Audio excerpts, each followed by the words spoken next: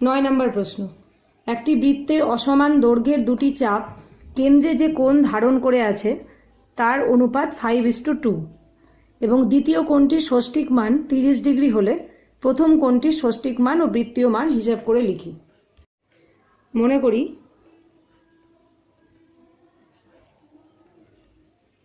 প্রথম কোণটির ষষ্ঠিক মান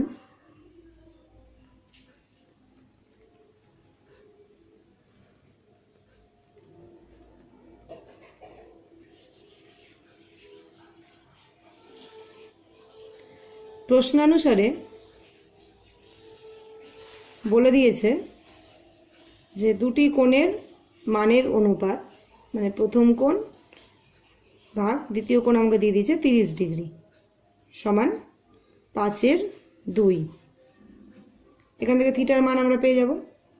তো থিটা সমান কত হবে? 30 × 5/2 সমান 75। যেহেতু 180 ডিগ্রি সমান পাই রেডিয়ান, অতএব 75 ডিগ্রি সমান কত হবে?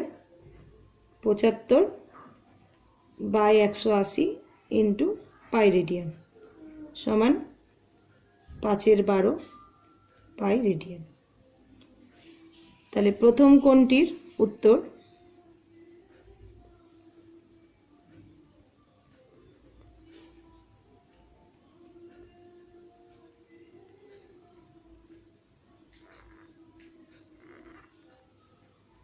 ষষ্ঠিক মান 75 ডিগ্রি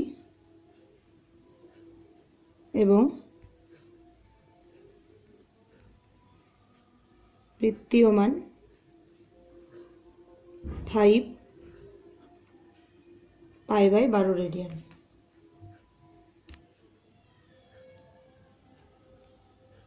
10 নম্বর প্রশ্ন, একটি ঘূর্ণায়মান রশ্মি -5.1 পাই কোণ উৎপন্ন করেছে। রশ্মিটি কোন দিকে কতবার পূর্ণ আবর্তন করেছে এবং তারপরে আরও কত ডিগ্রি কোণ উৎপন্ন করেছে তা হিসাব করে লিখি। 5.-5.1 পাই সমান বের করছি আমি, -12×5=60, 61/12 পাই, তাই তো? পায়ের মান আমরা জানি 180 ডিগ্রি, 61/12 × 180 ডিগ্রি সমান মাইনাস কত হলো? 915 ডিগ্রি। তোমরা একটু মনে করো প্রত্যেকে, এই অধ্যায়টা শুরুর সময় আমি তোমাদের বলেছিলাম একটা রশ্মি যখন ঘড়ির কাঁটার দিকে আবর্তন করে তখন সে ঋণাত্মক কোণ উৎপন্ন করে এবং ঘড়ির কাঁটার বিপরীত দিকে আবর্তন করলে তখন সে ধনাত্মক কোণ উৎপন্ন করে। এখানে ঋণাত্মক কোণ আছে, তাহলে আমরা বুঝতেই পারছি ঘড়ির কাঁটার দিকে না বিপরীত দিকে আবর্তন করবে, তাহলে এটা হবে ঘড়ির কাঁটার দিকে আবর্তন করছে। এবার কথা হচ্ছে কতবার পূর্ণ আবর্তন করছে। ঘড়ির কাঁটাটি একবার পূর্ণ আবর্তনে কত ডিগ্রি কোণ উৎপন্ন করে ভাবো তো তোমরা, তোমাদের সামনে ঘড়িটা দেখো এবং ভাবো কত হবে বলো তো? 360 ডিগ্রি কোণ। তাহলে 2 বারে কত অতিক্রম করবে? 720 ডিগ্রি কোণ। এখানে আছে 915 ডিগ্রি, তাহলে 3 বারে কত করবে তোমরা দেখো? 3 বারে 915 থেকে বেশি হয়ে যাবে, তো বেশি তো হওয়া যাবে না, তাহলে কম। তাহলে এখানে হবে 360 ডিগ্রি × 2 প্লাস 195 ডিগ্রি,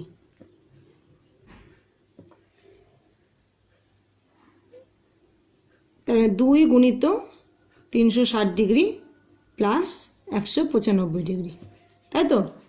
একটাই লাইন আমি আরেকবার সাজিয়ে লিখলাম। তাহলে কয়বার পূর্ণ আবর্তন করছে? 2 বার। কোন দিকে করছে? ঘড়ির কাঁটার দিকে। তার সঙ্গে কত কোণ উৎপন্ন করছে?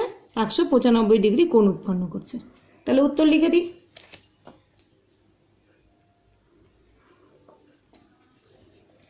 রশ্মিটি ঘড়ির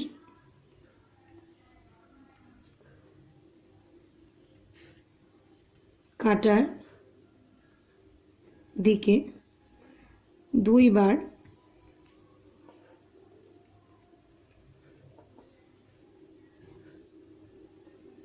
পূর্ণ আবর্তন করছে এবং তারপরে আরও 195 ডিগ্রি কোণ উৎপন্ন করছে। এটা ছোট সংখ্যা বলে আমরা 360 ইন্টু 2 কিংবা 1 এরকম মুখে মুখে করলাম। বড় সংখ্যা থাকলে তোমরা 360 দিয়ে ভাগ করে দেবে। ভাগফল যত হবে সেটা হবে তার পূর্ণ আবর্তন এবং ভাগশেষ যেটা হবে সেটা হবে তার সঙ্গে আরও উৎপন্ন কোণ। ঠিক আছে। 11 নম্বর প্রশ্ন। এবিসি একটি সমদ্বিবাহু ত্রিভুজ অঙ্কন করেছি যার সমান বাহুদ্বয়ের অন্তর্ভূত কোণ এবিসি সমান 45 ডিগ্রি।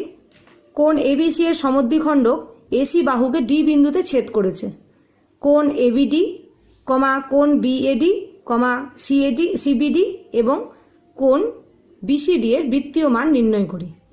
তাহলে আমরা প্রথমে একটা সমদ্বিবাহু ত্রিভুজ এবিসি এঁকে নেব, তার অন্তর্ভুক্ত কোণ এঁকে নেব, কোণটাকে সমদ্বিখণ্ডক করব যা এসি বাহুকে ডি বিন্দুতে ছেদ করবে। তাহলে দেখে নেওয়া যাক। থেকে চিত্রটা দেখতে পাচ্ছ, এবিসি একটি সমদ্বিবাহু ত্রিভুজ যার এবি সমান বিসি, কোণ এবিসি সমান 45 ডিগ্রি, মানে হচ্ছে π/4 রেডিয়ান। আমাকে 4টি কোণের মান বের করতে হবে। শুরু করি।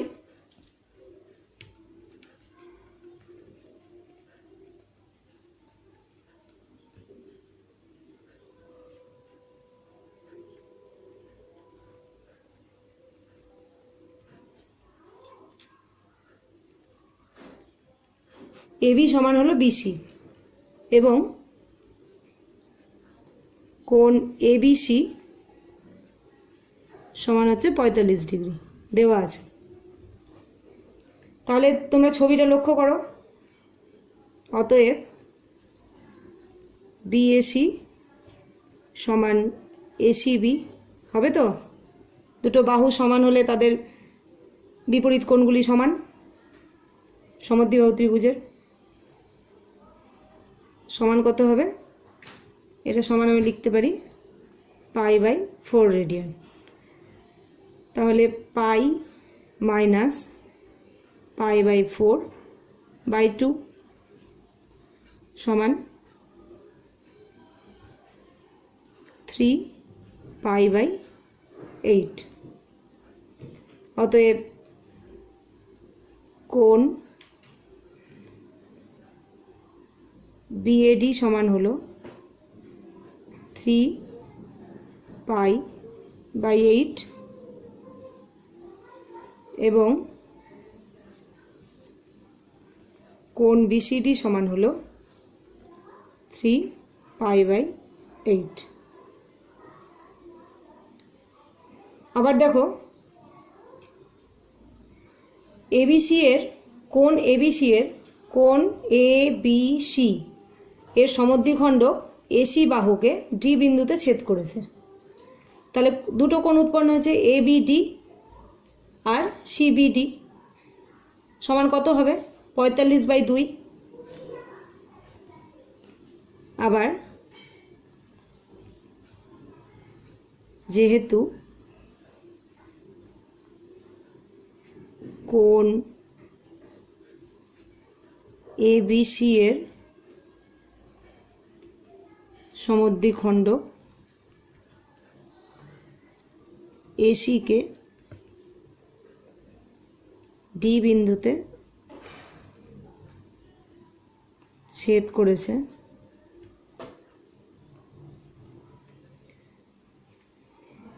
তাহলে কি হবে?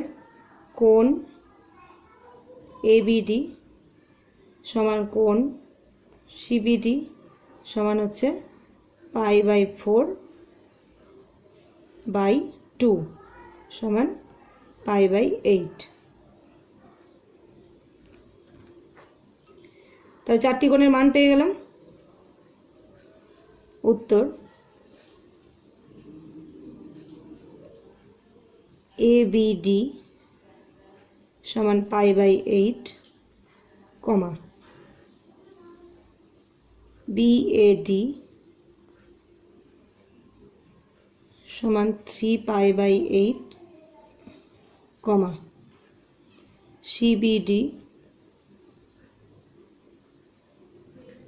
CBD সমান হচ্ছে π/8 এবং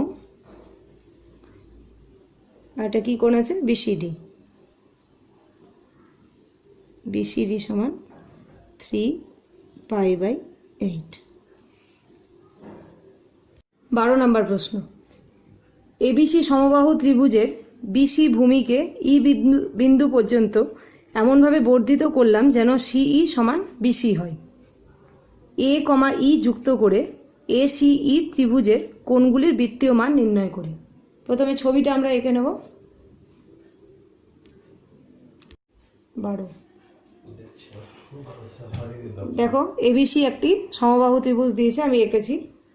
BC বাহুটাকে E পর্যন্ত এমনভাবে বর্ধিত করা হলো যাতে BC সমান CE হয়। ঠিক আছে, এবার বলেছে AE যুক্ত করতে।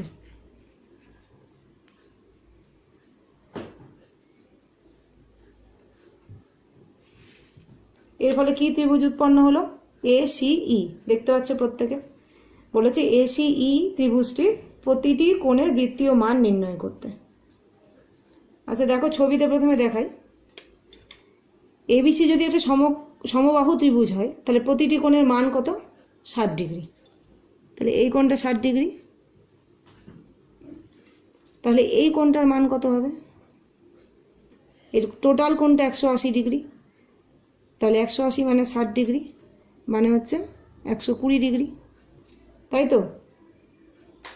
এবার যেহেতু BC সমান CE, আবার আমরা জানি BC সমান AC সমান AB, তার মানে AC সমান CE, তাই দুটো বাহু সমান হলো, তাই ত্রিভুজটা কি হলো? সমদ্বিবাহু ত্রিভুজ হলো।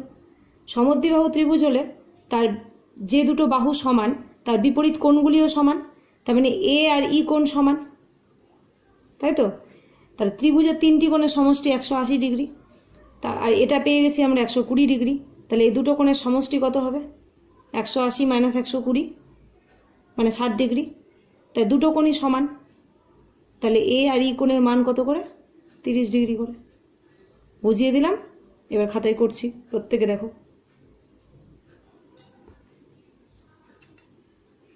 ত্রিভুজ ABC এর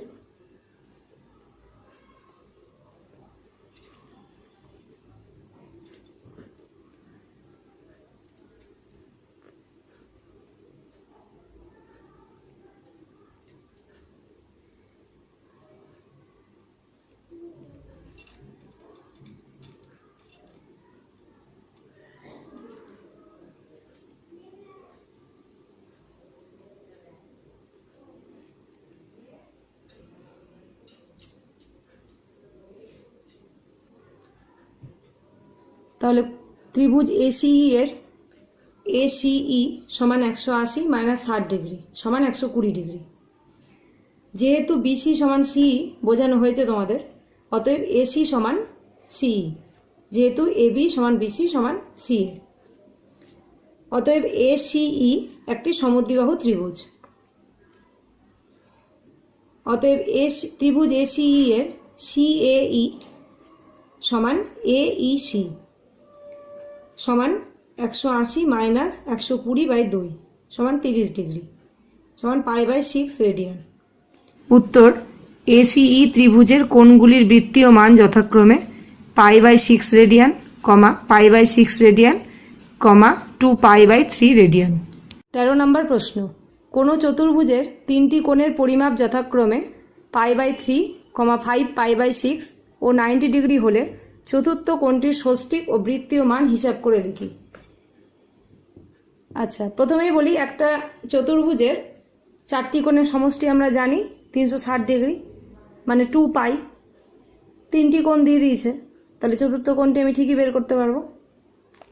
আমরা জানি চতুর্ভুজের 4টি কোণের সমষ্টি 360 ডিগ্রি অর্থাৎ 2 পাই। চতুর্ভুজটির 3টি কোণের পরিমাপ দেওয়া আছে যথাক্রমে π/3, 5π/6 ও 90 ডিগ্রি মানে π/2। তাহলে চতুর্থ কোণটির মান কত হবে?